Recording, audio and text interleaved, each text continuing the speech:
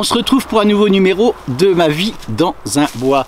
Aujourd'hui, je vais m'occuper de changer ma clôture. C'est une clôture provisoire que j'avais mise ici pour être tranquille, pour fermer ce terrain justement. Et je vais aller à la fabrication d'un portail, toujours avec de la récupération. Je vais travailler avec ces racks que mon fils m'a ramené de son travail. Donc ça va pas être très compliqué de faire un portail ici. Je vais toujours chiffrer tout ce que je vais devoir acheter au minimum évidemment, mais tout ce qui est visserie, tout ça, j'en ai pas d'avance et ça pousse pas dans les arbres ici. Mais pour faire les poteaux justement de ce portail, quand je vois le prix du bois, j'ai envie de pleurer, hein, je peux vous assurer, c'est extrêmement cher, tout ce qui est madrier, les poteaux de maintien, enfin etc. Même le bois non traité. Alors je sais que dans les petites annonces on peut trouver des choses intéressantes. Mais ici, il ne va pas y avoir besoin puisque où je vais faire justement cette yourte, pour ceux qui ont suivi un petit peu les numéros précédents, il y avait un arbre ici, quand j'ai commencé à enlever le lierre, il y a des branches pourries qui sont tombées carrément sur la yourte, mais ça va, il y a juste les piliers qui sont posés. Regardez celle-ci. Tu te donnes un spectacle, un nomade? Ouais, ouais, t'as raison. Je disais donc cet arbre, vu que toutes ces branches pourries du haut sont tombées, j'ai été obligé de le couper. Voilà, sécurité oblige, évidemment, des branches pourries comme ça d'une hauteur de 25 mètres, à mon avis, voilà, c'est dangereux, donc je l'ai coupé.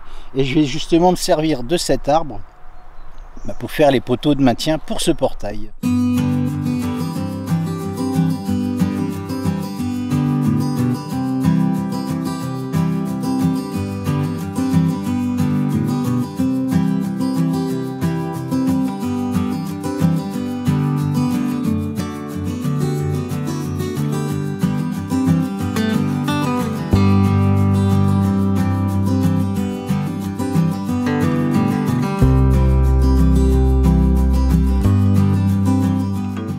Alors pour le premier poteau, j'ai pris le plus gros de l'arbre. Il est beaucoup plus épais évidemment. Pour le deuxième, alors il est beaucoup trop fin puisqu'il faut qu'il accueille de grandes charnières comme ça. Donc celui-ci va être trop fin. Il me servira pour du petit bois cet hiver dans la yourte pour le poêle. Donc voilà, je vais le garder. Il est un peu vert celui-ci, ou alors l'hiver d'après on va dire.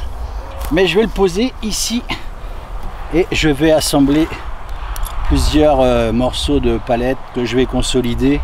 Ça remplacera largement un gros poteau qui coûte une blinde dans les magasins de bois justement. Voilà, ça donne ceci.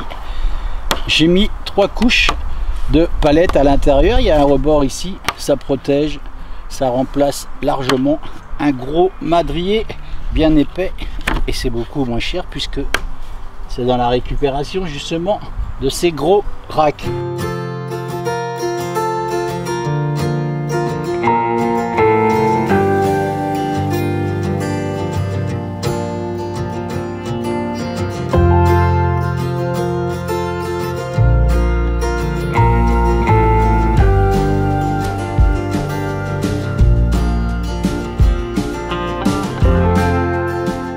Allez, les charnières sont posées de chaque côté. J'ai procédé exactement de la même façon avec ce tronc d'arbre qui était un peu plus épais.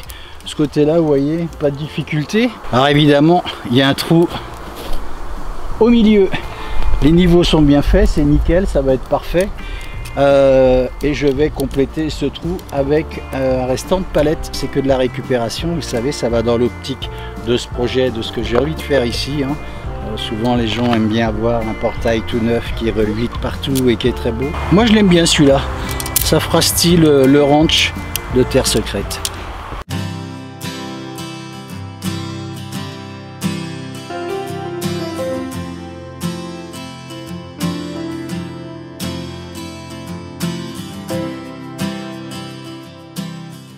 Bon, du coup je vais scier cette deuxième partie de bois que je voulais garder pour du petit bois pour cet hiver ou l'hiver prochain.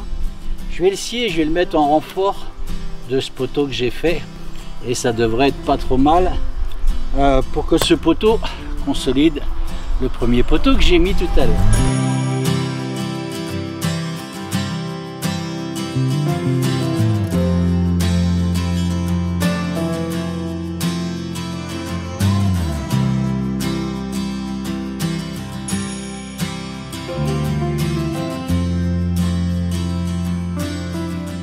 Alors pourquoi j'installe un poteau de soutien? Ben, tout simplement parce que je n'ai pas utilisé de ciment au pied du poteau principal de ce portail.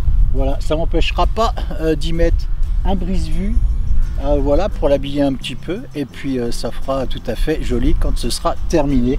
Et je tiens à signaler que je ne suis absolument pas un bricoleur, je n'ai jamais fabriqué de portail de ma vie, mais ce que je trouve intéressant, c'est avec de la récupération, ça permet un petit peu de faire travailler sa créativité, et puis de faire les choses un petit peu comme je le sens. Et c'est un procédé qui me plaît bien, justement, de faire travailler un petit peu les méninges.